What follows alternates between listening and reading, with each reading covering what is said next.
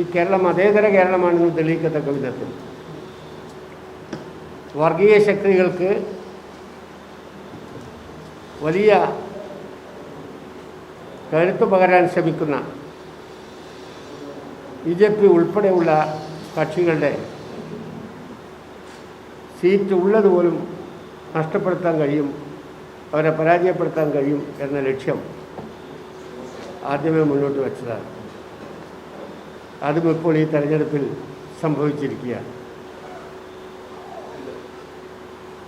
കേരളത്തെ സംബന്ധിച്ചിടത്തോളം ഈ തെരഞ്ഞെടുപ്പ് വിജയം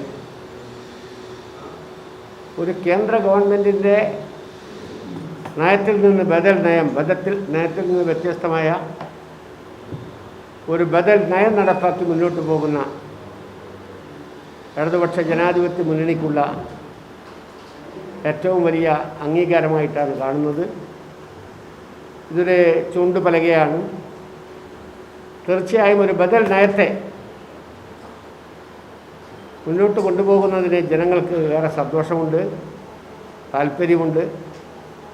അതുകൊണ്ട് വരാനിരിക്കുന്ന നാളുകളിൽ ഇടതുപക്ഷ ജനാധിപത്യ മുന്നണി പ്രസ്ഥാനത്തെ സംബന്ധിച്ചിടത്തോളം വലിയ ഉത്തരവാദിത്തമുണ്ട് എന്ന് മാത്രമല്ല, ഈ വമ്പിച്ച വിജയം ഞങ്ങളെ കൂടുതൽ വിനയാന്വിതരായി മാറ്റുകയും ചെയ്യുകയാണ്.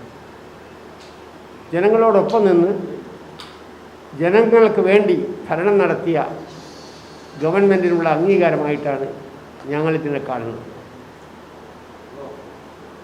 LDF ഗവൺമെൻറ്റിൻ്റെ ഭരണകാലഘട്ടത്തെക്കുറിച്ച് മാധ്യമ സുഹൃത്തുക്കളായ നിങ്ങൾക്ക് എല്ലാവർക്കും അറിയാം. 5 ദുരന്തങ്ങളാണ് 5 വർഷത്തിൽ മാറി മാറി ഈ സംസ്ഥാനത്തുണ്ടായത്. 2016 മെയ് മാസം 25-ാം തീയതി അധികാരത്തിൽ വന്ന ഗവൺമെൻറ് മാസങ്ങൾ പിന്നിട്ടപ്പോൾ നേരിടേണ്ടി വന്നിട്ടുള്ള ഓഖി ദുരന്തം തൊട്ട് തുടർന്ന് വന്നിട്ടുള്ള നിപ്പ ദുരന്തം, 2018-ലെ എന്താണ് പറയുക, മഹാപ്രളയം, നാടാകെ മുങ്ങിപ്പോയ അവസ്ഥ, ദുരന്തം, നാടിനെ ആകെ ഞെട്ടിച്ച നാളുകൾ, 2019-ലെ അതിവൃഷ്ടിയും ഉരുൾപൊട്ടലും അതിൻ്റെ ഭാഗമായി ഉണ്ടായ ദുരന്തങ്ങളും മനുഷ്യനാശവും എല്ലാം കൊണ്ട് വറങ്ങലിച്ച് നിൽക്കുന്ന ഘട്ടത്തിലാണ് ലോകവ്യാപകമായി പടർന്നു പിടിച്ച മഹാമാരിയുടെ വരവ് 2020 ആദ്യത്തിൽ ജനുവരിയിൽ തന്നെ കേരളത്തിലെത്തും. അതിപ്പോഴും തുടരുകയാണ്. അപ്പോൾ ദുരന്തങ്ങൾ ഒഴിഞ്ഞ് ഒരു നാടിൻ്റെ നാനാവിധമായ വികസന പ്രവർത്തനങ്ങളെ മാത്രം കേന്ദ്രീകരിച്ച്, ക്ഷേമപ്രവർത്തനങ്ങളെ മാത്രം കേന്ദ്രീകരിച്ച് ഭരണം നടത്താനുള്ള അവസരം പോലും ഇല്ലാതെ പോയ 5 വർഷക്കാലം ദുരിതം പേറുന്ന മനുഷ്യരുടെ കൂടെ നിൽക്കാൻ, ദുരിതമകറ്റാൻ, അവർക്ക് രക്ഷകരുണ്ട് എന്ന് ബോധ്യപ്പെടുത്താൻ, എന്തിനധികം ജനാധിപത്യ സംവിധാനത്തിൽ തിരഞ്ഞെടുക്കപ്പെട്ട ഗവൺമെൻറ്റിന് ആ നാട്ടിലെ പ്രജകളോടുള്ള ഉത്തരവാദിത്വം നിർവഹിക്കാൻ ഈ ഗവൺമെൻറ്റിന് കഴിയും എന്ന് മുഴുവൻ ജനങ്ങളെയും ബോധ്യപ്പെടുത്തിയ 5 വർഷങ്ങളായിരുന്നു ഞങ്ങളുടെ കഴിഞ്ഞ ഭരണകാലഘട്ടം. ആ ദുരിതം പേറിയ മനുഷ്യൻ ദുരന്ത നാളുകളിൽ ഈ ഗവൺമെൻറ് സ്വീകരിച്ച മനുഷ്യത്വപരമായ നിലപാടിനോട്, ഗവൺമെൻറ്റിൻ്റെ നിശ്ചയദാർഢ്യത്തോടു കൂടിയുള്ള ഇടപെടലിനും എല്ലാം ഇപ്പോൾ കാണിച്ചിട്ടുള്ള നന്ദിപൂർവമായ അവരുടെ സഹകരണമാണ്, പിന്തുണയാണ്, ഇടപെടലാണ് ഇടതുപക്ഷ ജനാധിപത്യ മുന്നണിക്ക് ഇപ്പോൾ ഈ തിളക്കമാർന്ന വിജയം നൽകിയിരിക്കുന്നത്. അതുകൊണ്ടാണ് ഞാൻ പറഞ്ഞത്, ഈ വിജയത്തിൽ ഞങ്ങൾ ആഹ്ലാദിക്കുന്നു, ഞങ്ങൾക്കേറെ സന്തോഷമുണ്ട്. ഒരു കാരണവശാലും അത് ഞങ്ങളെ മത്തുപിടിപ്പിക്കുന്ന കാര്യമല്ല.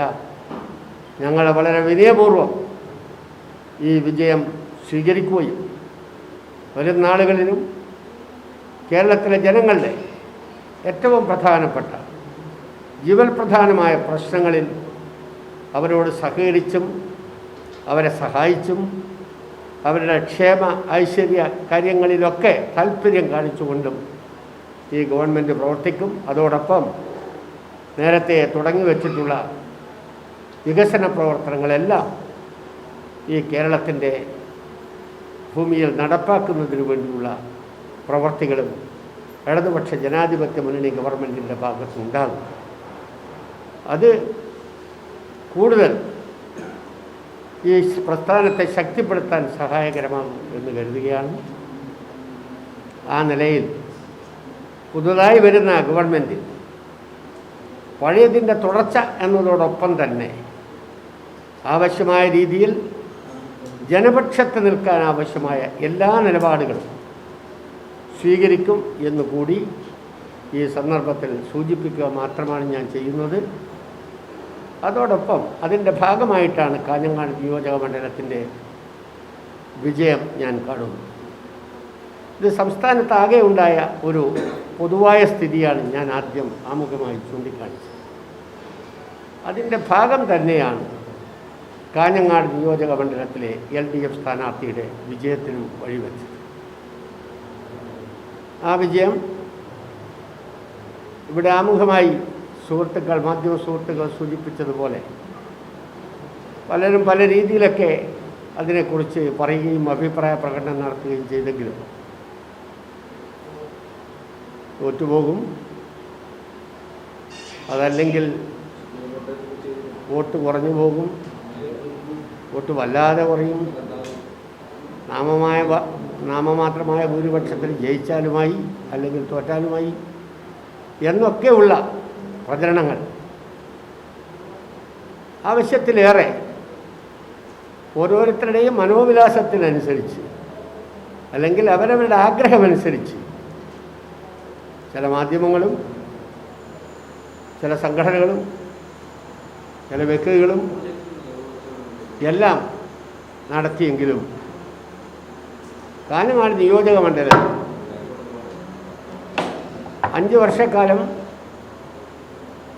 MLA എന്ന നിലയിൽ തുടർന്നുള്ള 5 വർഷക്കാലം മന്ത്രി എന്ന നിലയിലും എൻ്റെ പ്രവർത്തനങ്ങൾ നടന്നപ്പോൾ ഞാൻ ആ നാടിനെയും എന്നെ വിജയിപ്പിച്ച നിയമസഭയിലേക്ക് അയച്ച ജനങ്ങളെയും മറന്നില്ല എന്ന് അവർക്ക് നല്ല ബോധ്യമുള്ളതുകൊണ്ട്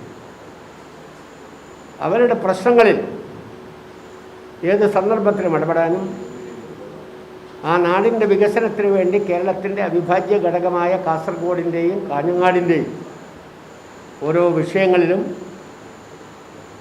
ഏതേത് സന്ദർഭങ്ങളിൽ ഇടപെടണമോ അപ്പോഴൊക്കെ ഇടപെടാനും അവിടുത്തെ ജനപ്രതിനിധി ഉണ്ടായിരുന്നു എന്ന ഉത്തമ ബോധ്യം ആ നാടിനും ജനങ്ങൾക്കും ഉള്ളതുകൊണ്ടാണ് 2016 ലഭിച്ചതിനേക്കാൾ കൂടുതൽ ഭൂരിപക്ഷത്തോടുകൂടി അവരെന്നെ വീണ്ടും കേരള നിയമസഭയിലേക്ക് അയച്ചിരിക്കുന്നു.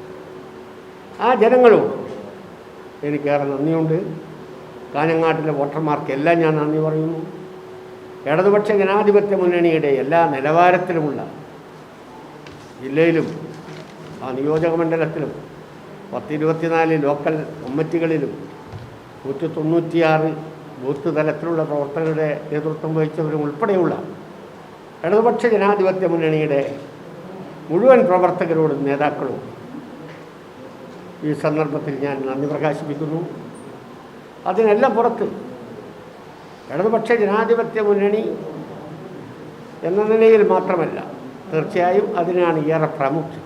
അതോടൊപ്പം കക്ഷി രാഷ്ട്രീയത്തിനതീതമായി ഇടതുപക്ഷ ജനാധിപത്യ മുന്നണിയുടെ വിജയം ആഗ്രഹിച്ച അഭ്യുദയകാംക്ഷികളായ ആളുകൾ വിവിധ പ്രസ്ഥാനങ്ങളിൽപ്പെട്ടവരാണെങ്കിലും ഇടതുപക്ഷ ജനാധിപത്യ മുന്നണി സ്ഥാനാർത്ഥിക്ക് അനുകൂലമായി വോട്ട് ചെയ്തിട്ടുള്ളവരും ഉൾപ്പെടെ ധാരാളം പേരുണ്ടാകും എന്ന് ഞാൻ കരുതുന്നു. അത്തരം അഭ്യുദയകാംക്ഷികളോടും സുഹൃത്തുക്കളോടും ബന്ധുക്കളോടും വേണ്ടപ്പെട്ടവരോടുമെല്ലാം ഈ സന്ദർഭത്തിൽ പ്രത്യേകമായ നന്ദി പ്രകാശിപ്പിക്കുന്നു. അവർ നൽകിയ ഈ വിജയം ആ നാടിൻ്റെ തുടർന്നുള്ള ജനങ്ങളുടെ ആവശ്യങ്ങൾക്ക്, നാടിൻ്റെ പൊതുവികസനത്തിന്, നേരത്തെ തുടങ്ങി വച്ചിട്ടുള്ള പദ്ധതികൾ പൂർത്തീകരിക്കുന്നതിന് എല്ലാമായി അത് നേരാവണ്ണം ഉപയോഗിക്കും. അതിനുവേണ്ടിയുള്ള അവസരമായി ഈ കാലഘട്ടത്തെ എന്തു തന്നെയായാലും ഉപയോഗിക്കാൻ കഴിയും എന്ന് ഞാൻ കരുതുന്നു. ഇതാണ് ചുരുക്കമായി എനിക്ക് ഇടതുപക്ഷ ജനാധിപത്യ മുന്നണി നേടിയ വിജയത്തെക്കുറിച്ചും കാഞ്ഞങ്ങാട് നിയോജക മണ്ഡലത്തിൽ LDF സ്ഥാനാർത്ഥിക്കുണ്ടായ വിജയത്തെക്കുറിച്ചും നിങ്ങളുടെ മുമ്പാകെ പറയാം. സ്ഥാനാർത്ഥികളെ തീരുമാനിക്കുന്നത് പാർട്ടിയാണ്. ആ പാർട്ടിയുടെ അതാത് പാർട്ടികളുടെ തീരുമാനം ഇടതുപക്ഷ ജനാധിപത്യ മുന്നണിയുടെ പൊതുവായ തീരുമാനമായി പ്രഖ്യാപിച്ചുകൊണ്ടാണ് ഞങ്ങളൊക്കെ തെരഞ്ഞെടുപ്പിൽ മത്സരിക്കുന്നത്. സ്വാഭാവികമായും തെരഞ്ഞെടുപ്പിന് ശേഷമുള്ള നടപടികൾ ആലോചിക്കേണ്ടത്, തീരുമാനിക്കേണ്ടത് ബന്ധപ്പെട്ട പാർട്ടികളും ഇടതുപക്ഷ ജനാധിപത്യ മുന്നണിയും. അതിനുള്ള സാവകാശമുണ്ട്, അതിന് അവസരമുണ്ട്. അതൊക്കെ പാർട്ടിയും ഇടതുപക്ഷ ജനാധിപത്യ മുന്നണിയും ആലോചിച്ച് തീരുമാനിക്കേണ്ട വിഷയങ്ങൾ മാത്രമായതുകൊണ്ട് ഇപ്പോൾ അതിനെക്കുറിച്ച് കൂടുതൽ ഒരു കാര്യം പറയാനില്ല. എന്ന് പറഞ്ഞാൽ ഈ കാര്യങ്ങളൊക്കെ തീരുമാനിക്കാനിരിക്കുന്നത് വരാനുള്ള നാളുകളിലെ പാർട്ടിയുടെയും ഇടതുപക്ഷ ജനാധിപത്യ മുന്നണിയുടെയും ഒക്കെ ആലോചനയും തീരുമാനവുമാണ്. അപ്പോൾ അതിനെക്കുറിച്ച് ഇപ്പോൾ നമ്മൾ പറയുന്നില്ല, കാര്യമില്ലല്ലോ. പക്ഷെ ആരായിരുന്നാലും LDFൻ്റെ ഗവൺമെൻറ് ഉണ്ട് എന്നതുകൊണ്ട് അതിൻ്റെയൊക്കെ തുടർച്ചയുണ്ടാകും. അതല്ലാതെ ആരായിരിക്കും അതൊക്കെ നിർവഹിക്കുക എന്നത് സംബന്ധിച്ചൊക്കെ പാർട്ടി തലത്തിലുള്ള തീരുമാനങ്ങൾക്ക് ശേഷമാണ് തുടങ്ങി വെച്ചത് പൂർത്തീകരിക്കുക എന്നതാണ് ഏറ്റവും പ്രധാനപ്പെട്ട കാര്യം. പുതിയതിനെക്കുറിച്ച് ബന്ധപ്പെട്ടവരെല്ലൊക്കെ ആയി ആലോചിച്ച് മാത്രമേ പറയാൻ പറ്റൂ. വെറുതെ എന്തെങ്കിലും ഒരു പ്രഖ്യാപനം നടത്തി പോകുന്നതിൽ അർത്ഥമില്ലെന്ന്. തുടങ്ങി വെച്ചിട്ടുള്ള പദ്ധതികൾ തന്നെ ചിലത് പൂർത്തീകരിക്കാനുണ്ട്. അത് ഏറ്റവും മെച്ചപ്പെട്ട രീതിയിൽ മുന്നോട്ട് കൊണ്ടുപോകേണ്ട കാര്യമുണ്ട്. അതിന് പുറമെ എന്തെങ്കിലും പുതിയ സംരംഭങ്ങൾ ആരംഭിക്കുന്നതിനെക്കുറിച്ച് എല്ലാ തരത്തിലും ബന്ധപ്പെട്ട ആലോചനകൾ നടത്തി തീരുമാനിച്ചു. അതിൻ്റെ അടിസ്ഥാനത്തിൽ നേരത്തെ തന്നെ തുടങ്ങി വെച്ചിട്ടുള്ള ചില കാര്യങ്ങളുണ്ട്. ഇപ്പോൾ മെഡിക്കൽ കോളേജിൻ്റെ പ്രവർത്തനം കഴിഞ്ഞ LDF ഗവൺമെൻറ്റിൻ്റെ വരവിന് ശേഷമാണ് അവിടെ ഇന്നുള്ള അവസ്ഥയിലേക്ക് അത് എത്തിയത്. ആർക്കും നിഷേധിക്കാൻ കഴിയാത്ത കാര്യമാണ്. അതിന് മുമ്പ് ഒരു കല്ലിട്ടിരുന്നു എന്നുള്ളതിൽ കവിഞ്ഞൊന്നും ഉണ്ടായില്ല. തുടർന്ന് അതിനാവശ്യമായ രീതിയിൽ അവിടെ ഇപ്പോൾ നിർമ്മാണ പ്രവർത്തനം ആശുപത്രി കെട്ടിടത്തിൻ്റേത് പൂർത്തിയാക്കാൻ പോവുകയാണ്. അത് കഴിഞ്ഞാൽ പിന്നീട് അങ്ങോട്ട് മെഡിക്കൽ കോളേജിലേക്ക് വിദ്യാർത്ഥികളുടെ അടക്കം പ്രവേശനം നൽകണമെങ്കിൽ ആദ്യം അതിന് ഹോസ്റ്റല്, അതോടൊപ്പം തന്നെ അവിടെ വന്ന് ഫാക്കൽറ്റീസിൻ്റെ ആവശ്യമായ അവർക്കുള്ള താമസങ്ങൾ, ബന്ധപ്പെട്ട ആളുകളുടെ താമസ സൗകര്യം, ക്വാർട്ടേഴ്സുകൾ ഉൾപ്പെടെ എല്ലാം വേണം. ആ പ്രവർത്തനങ്ങളെല്ലാം പൂർത്തീകരിച്ചുകൊണ്ട് തീർച്ചയായും LDF ഗവൺമെൻറ്റിൻ്റെ മുഖ്യ ലക്ഷ്യമായി കാസർഗോഡ് മെഡിക്കൽ കോളേജിൻ്റെ പൂർത്തീകരണം പ്രധാന വിഷയമായി എടുക്കുക തന്നെ ചെയ്യും. സർക്കാർ ചെയ്യേണ്ടതെന്ന് പറയുന്നത് ആ റോഡുകൾക്ക് ആവശ്യമായ ഫണ്ട് കണ്ടെത്തലാണ്, ബഡ്ജറ്റിൽ വകകൊള്ളിക്കലാണ്. അതൊക്കെ ചെയ്തിട്ടാണ് താങ്കൾ തന്നെ ഇവിടെ ഇപ്പോൾ പറഞ്ഞതുപോലെ അതിൻ്റെ ടെൻഡർ നടത്തി അതിൻ്റെ എല്ലാ നടപടിക്രമങ്ങളും പൂർത്തിയാക്കി ടെൻഡർ എടുത്തയാൾ വർക്ക് ഏറ്റെടുത്തു, തുടക്കം കുറിച്ചു. പിന്നെ ഏതാണ്ട് മനുഷ്യന് ഇപ്പോൾ നടന്നു പോകാൻ കഴിയാത്തതും നടക്കാൻ പോലും കഴിയാത്ത അവസ്ഥയിലേക്ക് പരുവത്തിലാക്കുകയും ചെയ്യും. അത്തരമൊരവസ്ഥയിൽ ആ കോൺട്രാക്ടറുടെ ഉള്ള നിലപാട് സ്വീകരിക്കേണ്ടതിന് ഡിപ്പാർട്ട്മെൻറ്റാണ്. അത് ബന്ധപ്പെട്ടവരുടെ ശ്രദ്ധയിൽപ്പെടുത്തിയിട്ടുണ്ട്, ഒന്നല്ല പലതവണ. ആവശ്യമായ തീരുമാനമെടുത്ത് മുമ്പോട്ട് പോകാൻ PWD പൊതുമരാമത്ത് വകുപ്പ് തയ്യാറാകുമെന്നാണ് ഞാൻ കരുതുന്നത്. അതിനാവശ്യമായ ഇടപെടൽ ഉണ്ട്. അതെ, കാസർഗോഡ് ജില്ലയിൽ നമുക്കിവിടെ ഒരു ഇൻഡസ്ട്രിയൽ എസ്റ്റേറ്റും സംവിധാനങ്ങളുമൊക്കെ ഉണ്ട്. എന്നാൽ നീലേശ്വരത്തും ഒരു സംവിധാനം. എന്നാൽ കാഞ്ഞങ്ങാട്ട് അതുപോലുള്ള ഒരു സംരംഭം ഉണ്ടാകണമെന്ന് കരുതിയാണ് കാഞ്ഞങ്ങാട് മുനിസിപ്പാലിറ്റിയിലെ പുതുക്കൈ വില്ലേജ്, മറ്റൊരു മഹാഭൂരിപക്ഷം മടിക്കൈ വില്ലേജ്, മടിക്കൈ പഞ്ചായത്ത് ഉൾപ്പെട്ട പ്രദേശമാണ് 100 ഏക്കർ ഉൾപ്പെടുത്തി നമ്മൾ ഈ വ്യവസായ സംരംഭത്തിന്, പുതിയ വ്യവസായ സംരംഭകരെ ആകർഷിക്കാൻ ഭൂമിയുടെ ലഭ്യത അതിൽ പ്രധാനപ്പെട്ട വിഷയമായിരിക്കുന്നതുകൊണ്ട് അതിന് ഭൂമി കണ്ടെത്തി റവന്യൂ വകുപ്പ് പൂർണ്ണമായി ആ ഭൂമി വ്യവസായ വകുപ്പിന് കൈമാറിയിരിക്കുകയാണ്. അത്രയും നടപടികളാണ് അന്ന് കഴിഞ്ഞത്. തുടർന്ന് വർഷങ്ങളെടുത്തെങ്കിലും 2 വർഷത്തിലധികം എടുത്തെങ്കിലും വ്യവസായ വകുപ്പ് സാവധാനത്തിൽ അതിൻ്റെ ചുറ്റുമതിലൊക്കെ തയ്യാറാക്കി വരുന്ന നടപടിയാണ് ഇപ്പോൾ പൂർത്തീകരിച്ചുകൊണ്ട് വരുന്നത്. അത് ചെയ്തു കഴിഞ്ഞാൽ പുതിയ വ്യവസായ സംരംഭകർക്ക് ഭൂമിയില്ലാത്ത പ്രശ്നം കൊണ്ട് ഒരു വ്യവസായം തുടങ്ങാൻ കഴിയാത്ത സാഹചര്യം ഉണ്ടാകരുത് എന്നതാണ് അതിൻ്റെ ലക്ഷ്യം.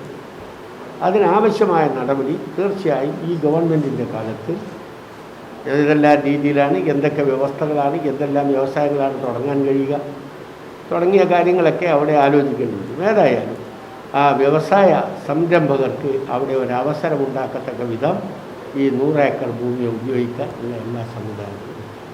എൻ്റെ എതിർ സ്ഥാനാർത്ഥിയായ UDFൻ്റെ ശ്രീമാൻ സുരേഷ് അജാനൂർ പഞ്ചായത്തുകാരനായിരുന്നു. അപ്പോൾ അദ്ദേഹം അവിടെ സ്ഥാനാർത്ഥി ആയതോടുകൂടി ഇനി എന്തായാലും എനിക്കവിടെ ഭൂരിപക്ഷം കിട്ടില്ലെന്നാണ് പറഞ്ഞത്. 3802 വോട്ടാണ് എനിക്ക് ആ പഞ്ചായത്തിൽ ഭൂരിപക്ഷം. മടിക്കൈ പഞ്ചായത്തിൽ എന്തോ സംഭവിക്കാൻ പോകുന്നു, അവിടെ ആളുകളെല്ലാം വോട്ട് അട്ടിമറിക്കാനാണ് പോകുന്നത് എന്ന രീതിയിൽ വലിയ പ്രചരണം നടത്തിയെടുത്ത് 9889 വോട്ടാണ് എനിക്ക് കിട്ടിയതെന്ന് പറഞ്ഞാൽ 10,000 വോട്ടിന് 111 വോട്ടിൻ്റെ കുറവാണ്. എല്ലായ്പ്പോഴും 9,500 10,000 അങ്ങനെ ഒന്നിച്ച് നിൽക്കുന്ന ആ വോട്ട് അതുപോലെ കിട്ടി. കോടമ്പളൂർ പഞ്ചായത്തിൽ 5359 വോട്ടിൻ്റെ ഭൂരിപക്ഷമാണ്. കള്ളാർ പഞ്ചായത്ത് UDF ഭരിക്കുന്നത്. അവിടെ അവർക്ക് 5000 വോട്ട് കൂടുതൽ കിട്ടുമെന്നായിരുന്നു അവരുടെ അവകാശവാദം. ആയിക്കോട്ടെ എന്ന് നമ്മൾ കരുതിയതാണ്. 1299 വോട്ട് മാത്രമാണ് UDFന് അവിടെ കൂടുതൽ കിട്ടിയത്. അതുപോലെ തന്നെ വളാൽ പഞ്ചായത്ത്, അവിടെയും 5000-ലധികം വോട്ട് UDFന് കിട്ടും. UDF ഭരിക്കുന്ന പഞ്ചായത്താണ്, വളരെ ശക്തി കേന്ദ്രമാണ്. പക്ഷെ അവിടെ 2185 വോട്ട് മാത്രമാണ് UDFന് കൂടുതൽ കിട്ടിയത്. പനത്തടി പഞ്ചായത്തിൽ 3497 വോട്ടാണ് LDFന് കൂടുതൽ കിട്ടിയത്. കാഞ്ഞങ്ങാട് നഗരസഭ, അവിടെ തീരദേശത്തൊക്കെ വലിയ എതിർപ്പാണ്, ആരും വോട്ട് ചെയ്യാൻ പോകുന്നില്ല. ഏറ്റവും പ്രധാനപ്പെട്ട ന്യൂനപക്ഷ കേന്ദ്രമാണ്, അവിടെ LDFന് വിജയിക്കാൻ കഴിയില്ലെന്നാണ് പറഞ്ഞത്. അവിടെ 2734 വോട്ടാണ് എനിക്ക് ഭൂരിപക്ഷം കിട്ടിയത്. എന്ന് പറഞ്ഞാൽ കള്ളാറും വളാലും ഒഴികെ 5 പഞ്ചായത്തിലും ഒരു മുനിസിപ്പാലിറ്റിയിലുമെല്ലാം ഭൂരിപക്ഷം കിട്ടി എന്ന് മാത്രമല്ല, അവർക്ക് വലിയ ഭൂരിപക്ഷം കിട്ടുമെന്ന് പ്രതീക്ഷിച്ചിടത്ത് 2 പഞ്ചായത്തിലും കൂടി ഏതാണ്ട് 5000-ന് താഴെ 4000 വോട്ട് മാത്രമാണ് അവർക്ക് നേടാൻ കഴിഞ്ഞത്. അതുകൊണ്ടാണ് കിനാനൂർ കരിന്തളത്ത് 4280 വോട്ടിൻ്റെ ഭൂരിപക്ഷവും LDFന് ലഭിച്ചു. അങ്ങനെയാണ് 27139 വോട്ടിൻ്റെ ഭൂരിപക്ഷം നേടാൻ കഴിഞ്ഞു. ആകെ പോൾ ചെയ്ത വോട്ടിൻ്റെ 50%-ലധികം, ഏതാണ്ട് 51%-ഓളം ഇലക്ഷൻ കമ്മീഷൻ്റെ സൈറ്റിൽ പറയുന്നതനുസരിച്ച് 50.76 അങ്ങനെ എന്തോ ആണ്, ഏതാണ്ട് 51% വോട്ട് പോൾ ചെയ്തതിൻ്റെ 51% വോട്ട് LDFന്. വല്ലാത്ത പ്രചരണം വരുമ്പോൾ വല്ല ആശങ്ക ഉണ്ടായിരുന്നു റിസൾട്ടിന് മുമ്പ്? ഞാൻ നിങ്ങളുടെ മുമ്പിലത് വിട്ട് പറഞ്ഞിട്ട് പോയത് അല്ല, അങ്ങനെയല്ല, ജയിക്കുന്ന കാര്യത്തിലല്ല. അല്ലല്ല, ഞാൻ അന്നും പറഞ്ഞു, സുരേഷിനോടും പറഞ്ഞു, എല്ലാവരോടും പറഞ്ഞു, അന്ന് കിട്ടിയതിനേക്കാൾ കൂടുതൽ ഭൂരിപക്ഷം കിട്ടും. എനിക്കൊരാശങ്കയുണ്ട്. എനിക്ക് ആ നാടിനെ അറിയും, അവിടെ ഞാൻ നടത്തിയ പ്രവർത്തനത്തെക്കുറിച്ച് നല്ല ബോധ്യമുണ്ട്, ജനങ്ങളത് തിരിച്ചറിയും എന്ന ധാരണയും എനിക്കുണ്ടായിരുന്നു. അതുകൊണ്ട് എനിക്ക് ഒരാശങ്കയുണ്ടായില്ല. ഈ അജാനൂർ ഫിഷിംഗ് ഹാർബറിന്റെ ഒരു വിഷയം ഉണ്ടല്ലോ, അതെ, എന്നിട്ട് അവർ വിട്ടുതന്നു. കേന്ദ്ര ഗവൺമെന്റിന്റെ അതിന്റെ സാങ്ഷൻ കിട്ടില്ല. അതും ഞാൻ അന്ന് പറഞ്ഞല്ലോ, കേന്ദ്ര ഗവൺമെൻറ് ഇപ്പോൾ ഫിഷിംഗ് ഹാർബറിന് നേരത്തെ സെൻട്രൽ ഗവൺമെൻറ്റിൻ്റെ 60% സഹായവും 40% സംസ്ഥാന ഗവൺമെൻറ്റുമാണ് ചെയ്യുന്നത്. എന്നാൽ ഇപ്പോഴത് കേന്ദ്ര ഗവൺമെൻറ് ഇപ്പോഴത് 25%-വും 75% സംസ്ഥാന ഗവൺമെൻറ്റുകളും ചെയ്യണമെന്ന രീതിയിലേക്ക് മാറ്റിയിരിക്കുന്നു. അതിന് പുറമെ അവിടെ ഫിഷിംഗ് ഹാർബറിനുള്ള എല്ലാ പ്രാഥമിക പരിശോധനകളും കഴിഞ്ഞാൽ അന്തിമമായി അതിന് അനുമതി നൽകേണ്ട കേന്ദ്ര ഗവൺമെൻറ്റാണ്, അത് ലഭിച്ചിരുന്നില്ല. അപ്പോൾ അങ്ങനെ ഒരു തടസ്സം നമുക്ക് നമ്മുടെ മുമ്പിൽ ഉണ്ടായിരുന്നു. എങ്കിൽ പോലും അവിടെ അത്യാവശ്യം ഏറ്റവും മത്സ്യത്തൊഴിലാളികളെ സംബന്ധിച്ചിടത്തോളം അവരുടെ ജീവൽ പ്രധാനമായൊരു പ്രശ്നം എന്താണെന്ന് ചോദിച്ചാൽ, ഈ ബോട്ട് തിരിച്ചു വരുമ്പോൾ അവിടെ നടക്കുന്ന അപകടങ്ങളും മറ്റുമാണ് പ്രധാനപ്പെട്ട വിഷയം. എന്ന് പറഞ്ഞാൽ തീരത്ത് അണയുമ്പോൾ ഉണ്ടാകും. അപ്പോൾ അതുകൊണ്ട് പുലിമുട്ടെങ്കിലും ഉണ്ടാകണം എന്ന രീതിയിലുള്ള ഒരു ചർച്ചയും അതിനുശേഷം വന്നു. അതിനുവേണ്ടിയുള്ള നടപടിയും RK റീബിൽഡ് കേരള ഇനീഷ്യേറ്റീവിൽ ഉൾപ്പെടുത്തി അത് നടപ്പാക്കാനുള്ള ശ്രമവും നടത്തുകയുണ്ടായി. പക്ഷേ അതും അവസാന നിമിഷത്തിലായതുകൊണ്ട് ആ കാര്യവും നടപ്പാക്കാൻ കഴിഞ്ഞിട്ടില്ല.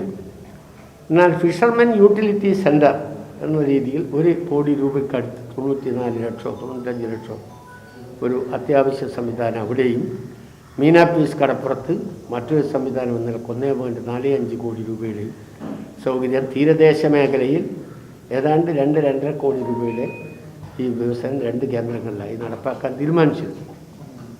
അപ്പം എനിക്ക് മനസ്സിലാവുന്നത് ഫിഷർമാനോ തീരദേശവാസികളോ ഒന്നും ഈ കാര്യത്തിൽ LDFിനോട് മുഖം തിരിച്ചു നിന്നിട്ടില്ല. ആ തീരദേശവാസികളെ സംബന്ധിച്ചിടത്തോളം അവരുടെ ദശാബ്ദങ്ങളായുള്ള ആഗ്രഹമായിരുന്നു കോട്ടച്ചേരി മേൽപ്പാലം. അത് പൂർണ്ണമായ അർത്ഥത്തിൽ നടപ്പാക്കിയത് നമ്മളാണ്. അത് റെയിൽവേയുടെ അവസാന വട്ടത്തെ അവർ ചെയ്യേണ്ട പാളത്തിന് മുകളിലുള്ള വർക്ക് ബാക്കിയുള്ളത് കൊണ്ട് മാത്രമാണ് പ്രവൃത്തി പൂർത്തിയായത്. ഇപ്പോൾ ഏതാനും മാസങ്ങൾ കൊണ്ട് നമുക്കത് യാഥാർത്ഥ്യമാക്കാൻ കഴിയും. അപ്പോൾ അതൊക്കെ ആ നാട്ടുകാർക്കറിയാം. അതിന് പുറമെ കുശാൽ നഗറിൽ മറ്റൊരു മേൽപ്പാലത്തിന് കൂടി ഏതാണ്ട് 30-35 കോടി രൂപ നമ്മുടെ കിഫ്ബിയിൽ നിന്ന് അംഗീകരിച്ചുകൊണ്ട് ആ പദ്ധതിയെ കൂടി ഉൾപ്പെടുത്തിയത് ഈ ഗവൺമെൻറ് കാലത്താണ്. അപ്പോൾ അതൊക്കെ മനസ്സിലാവുന്ന തീരദേശവാസികൾ ഉൾപ്പെടെ ഫിഷർമാൻ ഉൾപ്പെടെ ഒരതൃപ്തിയുമില്ലാത്ത വിധം ഇടതുപക്ഷ ജനാധിപത്യ മുന്നണിക്ക് അനുകൂലമായി വോട്ട് ചെയ്തു എന്നാണ് ഈ 2734 വോട്ട് കാഞ്ഞങ്ങാട് നഗരസഭയിൽ കൂടി LDFിന് ഭൂരിപക്ഷം കിട്ടുമ്പോൾ മനസ്സിലാവും. ഇന്നലെ 41,000 ചില്ലാനും പേരാണ് കോവിഡ് ബാധിതരായത്. നമ്മുടെ എല്ലാവരും ഓർമ്മയുണ്ടല്ലോ, കേരളത്തിലെ ഏറ്റവും കൂടുതൽ കോവിഡ് ബാധിതരായ ആളുകൾ കാസർഗോഡ് ജില്ലയിലാണെന്ന് പറഞ്ഞ ഇതിൻ്റെ ആദ്യ തുടക്കഘട്ടത്തിലെ ഒരവസ്ഥയുണ്ട്. അന്ന് പോലും നമ്മളൊരു 100 കണക്കിന് 100 എണ്ണം വർദ്ധിച്ചു എന്ന് പറഞ്ഞാൽ നമുക്ക് വല്ല ആശങ്കയാണ്. ഇപ്പം നമുക്ക് ഓരോ ദിവസവും വരുന്ന 1000-ന് മുകളിലാണ്.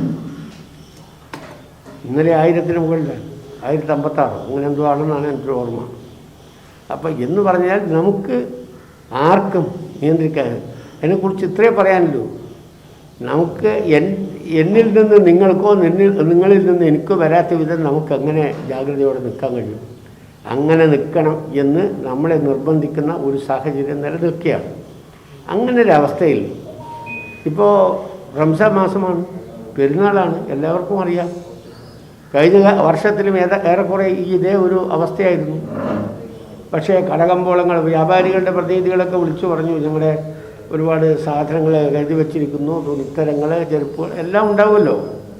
പക്ഷേ എന്താണ് ചെയ്യുക, എങ്ങനെയാണ് തുറക്കാൻ കഴിയുക എന്ന് ആലോചിച്ചപ്പോൾ DGP എല്ലാ കടയും തുറക്കാമെന്ന് പറഞ്ഞിട്ടില്ല. വളരെ കൃത്യമായി ഇപ്പോൾ പറഞ്ഞിരിക്കുന്നത് അവശ്യ സാധനങ്ങൾ, അത്യാവശ്യ വസ്തുക്കളുടെ കടകൾ തുറക്കാനാണ്.